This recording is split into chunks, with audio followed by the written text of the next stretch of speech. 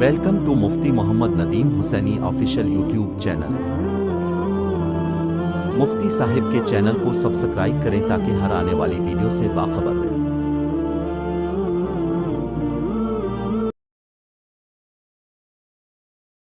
الحمدللہ وکفا وسلام علی عبادہ الذین اصطفیٰ، اما بعد فاعوذ باللہ من الشیطان الرجیم، بسم اللہ الرحمن الرحیم۔ عن علی بن ابی طالب رضی اللہ تعالی عنہ قال قال رسول اللہ صلی اللہ علیہ وسلم یوشک ان یأتی علی الناس زمان لا یبقى من الاسلام الا اسمه ولا يبقى من القرآن الا رسمه مساجدهم عامرة وهي خراب من الهدى او كما قال علیہ الصلاۃ والسلام۔ میرے بھائی دوستو، اللہ رب العالمین کے پیارے محبوب صلی اللہ علیہ وسلم نے اس امت کو آگاہ فرما دیا کہ اے امت محمدیہ، قرآن سے تعلق جوڑنا، اسلام کے ساتھ تعلق جوڑنا، مساجد کے ساتھ تعلق جوڑنا، جب تک تم ان تینوں چیزوں کے ساتھ وابستہ رہو گے پریشانی تمہارا سامنا نہیں کرے گی۔ لیکن جیسے ہی تم نے قرآن سے بغاوت کی، مساجد سے دوری اختیار کی، اسلام کو اپنے اندر سے مٹا دیا، تو سمجھ لینا کہ ذلت تمہارا مقدر بن جائے گی۔ تو میرے دوستوں، آج مسلمان ہر طرف پریشان ہے۔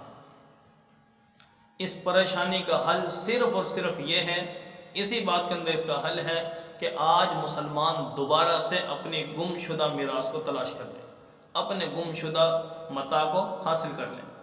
اگر یہ کر لیتے ہیں تو انشاءاللہ العزیز وہی کامیابی جو صحابہ کو ملتی تھی، وہی کامیابی آج اس مسلمان کو ملے گی۔ جو پیغمبر کے صحابہ کے ساتھ اللہ کے وعدے تھے، مدد کے وعدے تھے، وہ آج تمام کے تمام وعدے ہمارے ساتھ بھی ہوں گے۔ اس کی وجہ یہ ہے، مختصر سی بات عرض کرتا ہوں آپ کے سامنے۔ اللہ رب العالمین جو ان صحابہ کے ساتھ خدا تھا، وہی آج ہمارا خدا ہے۔ جو مصطفیٰ ان کا تھا، وہی مصطفیٰ ہمارا ہے۔ جو کتاب ان کے پاس تھی، وہی کتاب آج ہمارے پاس ہے۔ تو پھر آخر اس کے درمیان ایک کون سی وجہ ہے کہ وہ عمل کرتے تھے، یعنی قرآن پاک بھی وہی، مصطفیٰ بھی وہی، خدا بھی وہی، اس کے باوجود کامیابی ان کا مقدر بنتی۔ جس طرف رخ کرتے کامیابی ان کا مقدر بن جاتی، کامیابی کے راستے کھلتے جاتے۔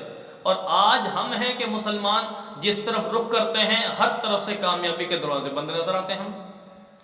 حقیقت یہ ہے اس کی کہ آج ہم نے قرآن سے بغاوت کر لی ہے، پیغمبر کے فرمان سے بغاوت کر لی ہے، مساجد سے تعلق توڑ دیا ہے ہم نے۔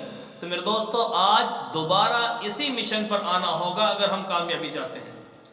نبی علیہ الصلاۃ والسلام نے صاف طور پر ارشاد فرمایا، حضرت علی المرتضیٰ رضی اللہ تعالیٰ عنہ ارشاد فرماتے ہیں، یہ شعب الایمان بیہقی کی روایت ہے۔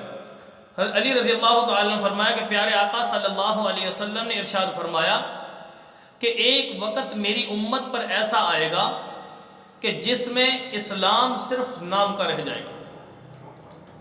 اسلام کی جو روح ہے وہ روح نکل جائے گی، جیسے ایک انسان کا جسم ہوتا ہے اور ایک انسان کے جسم میں روح ہوتی ہے۔ جسم تو باقی رہ جائے گا، روح نکل جائے گی۔ تو آج میرے دوستو، ہر کوئی نام لیتا ہے میں مسلمان ہوں، میں اسلام پہ عمل کرتا ہوں، اسلام کو ماننے والا ہوں۔ اسلام کو تو مانتے ہیں، اسلام کی نہیں مانتے۔ خدا کو سارے مانتے، خدا کی کوئی نہیں مانتے۔ مصطفیٰ کو سارے مان رہے ہیں، لیکن مصطفیٰ کی کوئی نہیں مان رہا۔ مساجد سب نے بنا لی ہیں، لیکن ان مسجدوں میں نماز کے لیے آج ہم تیار نہیں ہیں۔ کسی نے کہا نا، مسجد کی اذان تو اب بھی ہوتی ہے، مسجد کے میناروں میں اے انور جس ضرب سے دل ہل جاتے تھے، وہ ضرب لگانا بھول گئے۔ میرے دوستو، آج وہ تڑپ، وہ درد دل آج میرے مسلمان کے اندر نہیں رہا۔ وہ مسجدیں تو بنا لی ہیں، بڑی بڑی عالی شان مسجدیں آج ہمیں دیکھنے کو ملیں گی، لیکن حقیقت یہ ہے کہ پیارے محبوب صلی اللہ علیہ وسلم نے آج سے 1450 سال پہلے ہمیں بتا دیا کہ ایک وقت میری امت پہ ایسا آئے گا، مسجدیں بڑی عالی شان ہوں گی لیکن نمازیوں سے خالی ہوں گی۔ مساجدہم عامرہ وہی خراب من الہدیٰ، مسجدیں بڑی عالی شان ہوں گی لیکن نمازیوں سے خالی ہوں گی، ہدایت سے خالی ہوں گی۔ آج مساجد کے اندر علماء موجود ہیں، بڑے حضرات موجود ہیں، لیکن عوام اس بات کی طرف کان دھرنے کو تیار نہیں ہے۔ کس بات پر؟ کہ ہم جائیں مسجدوں میں، علماء سے قرآن پاک کو سیکھیں، حدیث کو سیکھیں، پیارے پیغمبر کی وراثت کو حاصل کریں۔ آج عوام ہماری اس کے طرف توجہ ہی نہیں دے رہی۔ تو اس لیے میرے دوستو، نبی علیہ الصلوۃ والسلام نے جو فرمایا تھا کہ مسجدیں بڑی عالی شان ہو جائیں گی لیکن ہدایت سے خالی ہوں گی۔ اس لیے میرے دوستو، آج میرے مسلمان کو چاہیے کہ اپنے علماء سے تعلق جوڑے، مساجد کو آباد کرے۔ بازاروں کو آباد کرنا ہم نے شروع کر دیا لیکن مسجدوں کو ویران کر دیا ہم نے۔ دوبارہ بازاروں کو ویران کریں اور مساجد کو آباد کریں۔ انشاءاللہ العزیز جو کامیابی صحابہ کے ساتھ تھی وہ کامیابی آج ہمارے ساتھ بھی ہوگی۔ حضرت ابو ہریرہ رضی اللہ تعالیٰ عنہ ایک مرتبہ بازار میں تشریف فرما تھے، جا کر آواز لگائی، لوگوں مسجد میں پیغمبر کی وراثت تقسیم ہو رہی ہے، وہ لے لو جا کے۔ لوگ دوڑتے ہوئے بھاگے بھاگے آ رہے ہیں اور آ کر دیکھا کچھ لوگ ادھر بیٹھے ہیں، کچھ ادھر بیٹھے ہیں، کوئی سیکھ رہے سکھا رہے ہیں، تعلیم ہو رہی ہے، بس پڑھنا پڑھانا سیکھنا سکھانا چل رہا ہے۔ اب وہ سارے جو بازار سے آئے تھے اپنی دکانیں بند کر کے آئے یا جو بھی ان کے مشغلہ تھا اس کو چھوڑ کر آئے، آ کر دیکھتے ہیں تو یہاں پر تو کچھ بھی نہیں۔ تو حضرت ابو ہریرہ رضی اللہ تعالیٰ عنہ کو جا کر پھر ملامت کرنے لگے، آپ نے غلط بیانی کیوں کی ہمارے ساتھ، ہمارے کام کاج کو کیوں بیچ میں رکوا دیا آپ نے؟ تو وہاں پہ تو کون سی وراثت تقسیم ہو رہی ہے؟ ابو ہریرہ رضی اللہ تعالیٰ عنہ فرمانے لگے، انبیاء کی وراثت وہ دین ہے، وہ علم دین ہے، وہ قرآن کا علم ہے، تو وہی تو سیکھنا سکھانا وہاں پہ نہیں ہو رہا۔ ہاں اب ہمیں سمجھ آئی کہ واقعی وہاں پر تو پیغمبر کی جو حقیقی وراثت ہے وہ وراثت تقسیم ہو رہی ہے، جس کا دل چاہے وہ لے لے وہاں پر جا کر۔ تو اصل پیغمبر کی وراثت یہ ہے۔ تو فرمایا کہ مساجد کے اندر قرآن پڑھا جا رہا ہے، تلاوت کی جا رہی ہے، علماء مفتیان اکرام بڑے اکابر بڑے حضرات مساجد میں موجود ہیں۔ آج ہماری عوام کو چاہیے کہ اپنی مسجدوں کو آباد کریں، اپنے محبوب کے کلام کو سیکھیں، اپنے محبوب کے فرمان کو سیکھیں، احادیث کو سیکھیں۔ اس کی بنا پر انشاءاللہ العزیز ہمارے اندر یہ چیزیں سیکھیں گے تو عمل میں آئیں گی، جب عمل میں آئیں گے تو انشاءاللہ العزیز اللہ ہم سے راضی ہو جائیں گے، اور جس کی بدولت فائدہ یہ ہوگا کہ ہمیں دین حاصل ہو جائے گا، نماز کے پابند بن جائیں گے، دین پر عمل کرنے والے بن جائیں گے۔ پھر نام اسلام کا نہیں، اسلام نام کا نہیں رہے گا بلکہ عملی طور پہ اسلام باقی رہے گا۔ جو حدیث کا پہلا جملہ ہے کہ من الاسلام الا اسمو لا يبقى من الاسلام، کہ اسلام صرف نام کا باقی رہ جائے گا۔ میرے دوستو، علماء سے تعلق ہوگا، مساجد کے ساتھ تعلق ہوگا تو انشاءاللہ العزیز یہ دین ہماری زندگی میں آئے گا، یہ اسلام ہماری زندگی میں آئے گا۔ تو زندگی میں آئے گا تو انشاءاللہ العزیز عملی طور پر اسلام زندہ ہو جائے گا۔ اور اسی طرح دوسرا جو جملہ فرمایا کہ وَلَا يَبْقَى مِنَ الْقُرْآنِ إِلَّا رَسْمُ، پیارے پیغمبر نے فرمایا کہ اے امتی، میری امت پر ایک وقت ایسا آئے گا قرآن صرف رسمی طور پر پڑھا جائے گا، قرآن کے الفاظ کو رٹا لگایا جائے گا۔ قرآن پڑھنے والے بہت ہیں، آج بہت تلاوتیں کی جا رہی ہیں، طلباء بھی ملیں گے ہمیں، مساجد کے اندر بھی قرآن پاک کی تلاوت کی جا رہی ہے۔ صبح کو ہم مسجدوں میں نمازی جب آتے ہیں تو مسجد میں قرآن پاک پڑھتے ہیں، یاسین پڑھتے ہیں، تلاوت کرتے ہیں۔ قرآن پاک پڑھتے ہوئے سب سے پہلے ہم 5 نماز جب پڑھنے کے لیے آتے ہیں، ہر نماز کی ہر رکعت میں اپنے پروردگار عالم سے وعدہ کرتے ہیں ایاک نعبد و ایاک نستعین، اے اللہ ہم تیری ہی عبادت کرتے ہیں اور تجھ ہی سے مدد مانگتے ہیں۔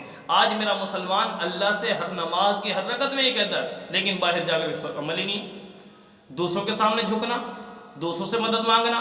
یا اسی طرح فرمایا کہ رمضان یا قرآن پاک کی تلاوت کرتے ہوئے ہم کیا سب پڑھتے ہیں، یا ایھا الذین آمنوا لا تأکلوا الربا اضعافا مضاعفا، اللہ فرماتے ہیں کہ بندو حلال کمائی حاصل کرو، حرام سے بچو، سود نہ کھاؤ۔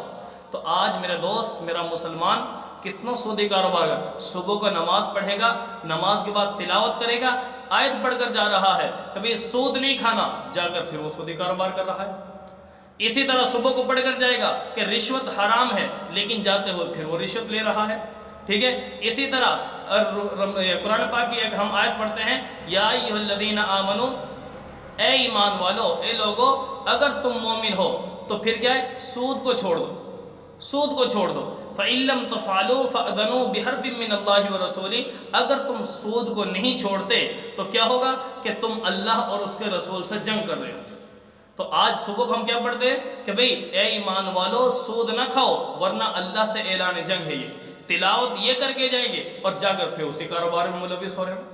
ان لوگوں کو چھوڑنے کو تیار نہیں۔ تو میرے دوستو آج یہ وقت بہت نازک آ چکا ہے، اپنی کامیابی کے لیے دوبارہ پیغمبر کے فرامین کے اوپر عمل کرنا ہوگا، قرآن سے تعلق جوڑنا ہوگا۔ اس کا فائدہ یہ ہوگا کہ اس سے ہماری اولاد ہماری فرما بردار بنے گی، انشاءاللہ العزیز یہ دین ہماری زندگیوں میں آئے گا، ہمارے گھروں میں آئے گا، ہمارے بچوں میں آئے گا۔ اللہ رب العالمین سے دعا ہے کہ اللہ تعالی ہمیں اس قسم کی پریشانی اور مصیبتوں سے بچائے، اور جو صحابہ کو کامیابی اللہ نے دی تھی وہ کامیابی ہمارے بھی مقدر میں فرمائے۔